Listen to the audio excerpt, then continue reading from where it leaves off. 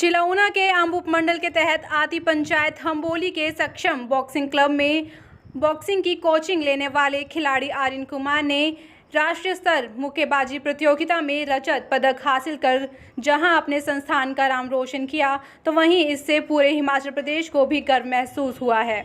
आज उसी कड़ी में बॉक्सिंग खिलाड़ी आर्यन का अपने बॉक्सिंग कोचिंग सेंटर पहुंचने से पहले ग्रामीणों व बॉक्सिंग सेंटर के पदाधिकारियों द्वारा भैरा पहुंचने पर भव्य स्वागत किया गया। इस मौके पर सक्षम बॉक्सिंग क्लब के एमडी राजेश शर्मा, उनकी धर्मपत्नी व NIS कोच सरोज शर्मा, पूर्व DGP RM शर्मा, DSP आम वसुधा सूद, अशोक चौधरी, जनरल सिंह के साथ साथ आर्यन के माता पिता सहित अन्य गणमान्य लोगों के साथ उपस्थित रहे।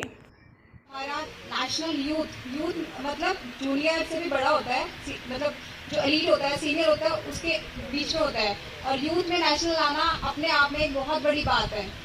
हमारा बच्चा सिल्वर मेडल लेके आया है, मतलब कि वो इंडिया में दूसरा नंबर लेके आया है। सेकेंड नंबर पे हमारे बच्चे ने अपने आप को रिप्रेजेंट किया, अपने सबसे पहले तो ऊना डिस्ट्रिक्ट, उसके बाद हिमाचल को सेकेंड नंबर पे लेके आया है। तो इसके लिए मैं सबका गुजारिश करूंगी कि तालियां बजा के बच्चे का हौसला अफजाई करें। और आर्यन तो है ही बधाई का पात्र। उससे पहले उसके माता पिता और उसके दादाजी, स्पेशली उसके दादाजी, जो कि बच्चे को यहाँ पे ट्रेनिंग के लिए लेके आते हैं। आज हम पहली बार इस बच्चे के घर गए और ये बच्चा इतनी दूर से आता है, मतलब हम सोच भी नहीं सकते थे कि ये इतनी दूर से ट्रेनिंग करने आ रहा है। और मतलब कहते थे ना, हमारे में पेशेंस होना चाहिए। पेशेंस मीन्स धैर्य, विश्वास और मेहनत, ये तीन चीजें हैं जो आपको आगे बढ़ाती हैं। तो हमेशा अपने कोच पे, जो भी अपने गुरु हैं, उन पे विश्वास जरूर कीजिए और मेहनत करो। मेहनत करने वालों की हार नहीं होती। धन्यवाद। खुशी है मेरे को कि मेडल आया है और सबका श्रेय तो राजेश सर और स्नेहा मैम को जाता है, क्योंकि उन्होंने एक गांव में इतनी बड़ी एकेडमी खोली है। सारा श्रेय उनको ही जाता है। उन्होंने मेहनत कराई, उन्होंने मेरे को गुड़गांव में अपने पास पर्सनली अपने घर पे रखा। उन्होंने ट्रेनिंग कराई, मेरे को तीनों टाइम ट्रेनिंग कराई, अच्छे से ट्रेनिंग कराई, अपने बच्चे की तरह रखा सर ने। बस यही है। काफ़ी कुछ यहाँ पर सुविधाएं जो हैं वो दी जा रही हैं खिलाड़ियों को, क्या वो सुविधा आपको भी मिल रही हैं? हाँ जी, सारी सुविधाएं मिल रही हैं यहाँ पे। डाइट प्लान अभी स्टार्ट हो गया है और हर चीज़ स्टार्ट हुई है। अभी एकेडमी में नए कोच आए हैं, रितु मैम आए हैं, उनका भी श्रेय जा रहा है। मतलब बच्चों को सिखा रहे हैं, नई नई चीज़ें सिखा रहे हैं, स्किल सिखा रहे हैं। NIS कोच हैं।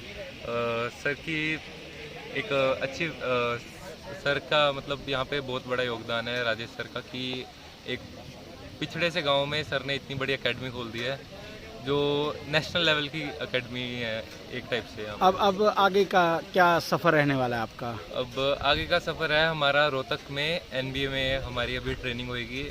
नेशनल का कैंप लगेगा, इंडिया कैंप, और उसके बाद जो परफॉर्मेंस जिसकी बढ़िया रहेगी, जो गोल्ड मेडलिस्ट है और सिल्वर मेडलिस्ट, आपस में उनकी फाइट होएगी। जो बेस्ट होएगा उसको आगे भेजेंगे, उज़्बेकिस्तान में भेजेंगे। अगर बात की जाए तो लास्ट जिसमें आपने रजत पदक जीता, उसमें किसके साथ आपका, किस स्टेट के साथ मुकाबला था? जिसके साथ मेरा मुकाबला था, UP के साथ मेरा मुकाबला था। अच्छा प्लेयर था वो, पर उसको थर्ड राउंड में उसको RSC निकाला मैंने। धन्यवाद करना चाहूँगी कि आपने मुझे ये अपॉर्चुनिटी दी आज, कि मैं आज आपके समक्ष आके अपने विचार आपके साथ शेयर कर सकूं।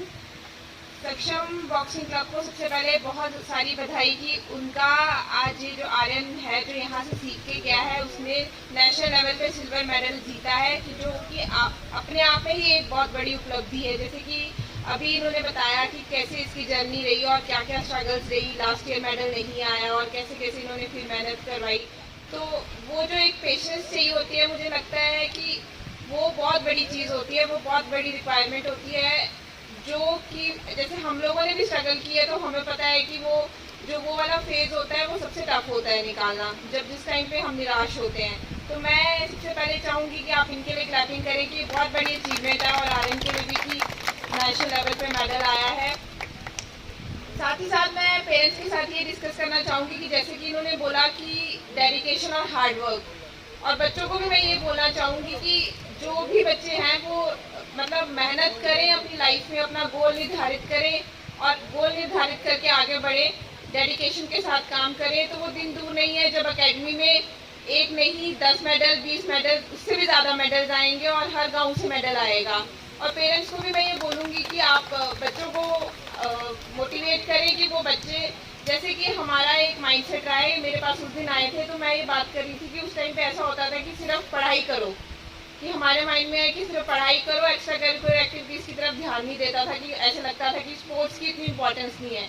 पर आज की डेट में मुझे लगता है कि फिटनेस भी इतनी इंपॉर्टेंट है, स्पोर्ट्स भी इतनी इंपॉर्टेंट है कि बच्चा ज़रूरी नहीं है कि एक बच्चा डॉक्टर या इंजीनियर ही बने, वो बाकी स्पोर्ट्स में भी अपनी बाकी जो वो है उसमें भी कुछ अच्छा नाम कमा सकता है। जैसे हमारे पास एग्जांपल है, हमारे यहाँ पे पुलिस में ही डीएसपी हेडक्वार्टर है इस टाइम पे, अजय ठाकुर सर, वो कबड्डी में वर्ल्ड कप में जीत के आए हुए हैं, तो वो भी हमारे लिए एक बहुत बड़ा प्रेरणा का स्रोत है। अभिनंदन, इनका धन्यवाद करता हूँ कि ये हमारे बीच में पहुँचे हैं।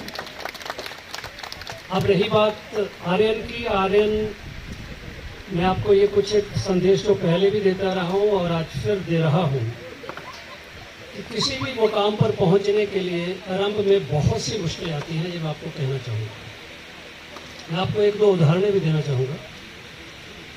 जब ये इलेक्ट्रिक बल्ब जो है, बिजली का बल्ब, इसकी खोज की गई अल्फा एडिसन ने, तो उसने कहा है कि मैंने 700 बार अटेम्प्ट किया, 700 बार। आप देख लें कि कितनी बार अटेम्प्ट किया, और अंत में उसका ये डिटर्मिनेशन, एक इरादा था कि मैंने इसको पाना है, और अल्टीमेटली उसने उसकी खोज की।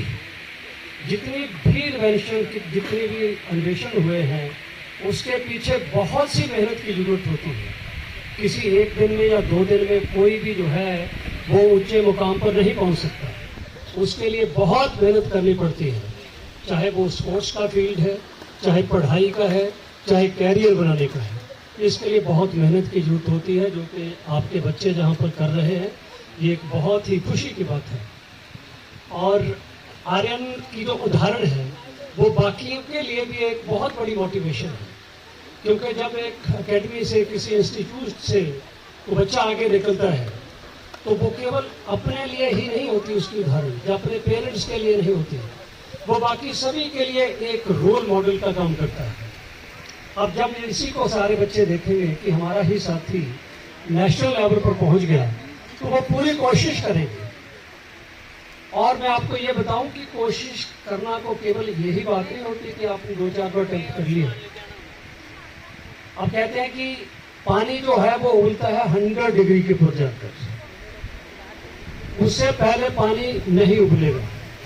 इसी तरीके से लोहा जो है, इसको स्टील बनाया जाता है, पहले वो केवल लोहा होता है, मगर जब उसको 1000 डिग्री सेल्सियस के ऊपर वाला जाता है, उसके बाद ही वो स्टील का काम करता है। अपनी सेवाएं दे रहे हैं, वो भी बहुत ज्यादा डेडिकेटेड हैं, बहुत ही हार्ड वर्किंग है, बड़े फोकस्ड है अपने बेटे को लेके। हमेशा जो भी एफर्ट हो, कभी कभी पीछे नहीं हटते।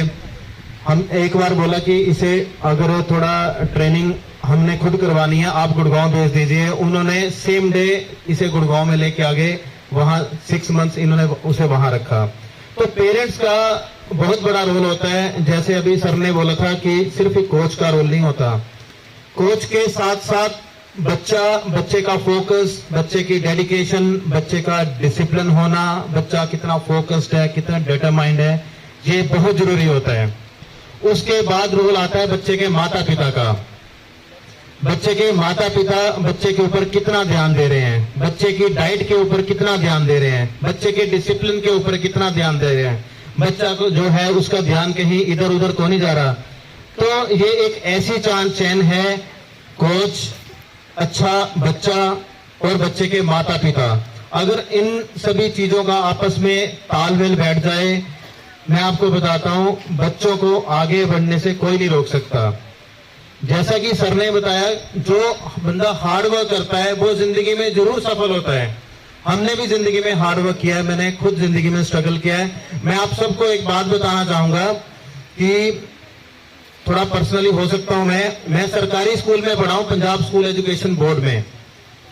एजुकेशन में मैं बहुत ज्यादा डाउन हुआ करता था। 10th में मैंने 33% मार्क्स लिए हुए हैं, बहुत कम होते हैं। मैं आज भी बोलता हूँ पंजाब स्कूल एजुकेशन बोर्ड का सबसे नीचे वाला लेवल होगा मेरा।